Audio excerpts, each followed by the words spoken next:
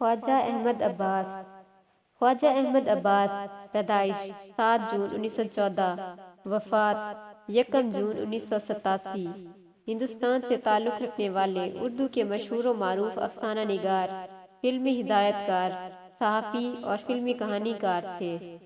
پیدائش 7 جون 1914، پانی پت، برطانوی ہندوستان میں پیدا ہوئے۔ وفات 1 جون 1987، بمبئی، بھارت میں وفات پائی۔ کلمی نام خواجہ احمد عباس۔ پیشہ مصنف، فلمی ہدایت کار، ناول نگار، افسانہ نگار۔ زبان اردو، ہندی۔ شہریت بھارت کا پرچم بھارتی۔ مادر علمی علی گڑھ مسلم یونیورسٹی۔ تصناف افسانہ، ناول، صحافت۔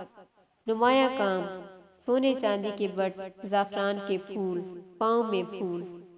حالات زندگی خواجہ احمد عباس 7 جون 1914 میں پانی پت، ہندوستان میں پیدا ہوئے۔ علی گڑھ میں تعلیم پائی۔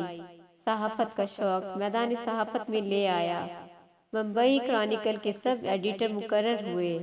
1936 میں پہلی تصنیف محمد علی شائع ہوئی، ایک لڑکی، ان کا پہلا افسانوی مجموعہ تھا۔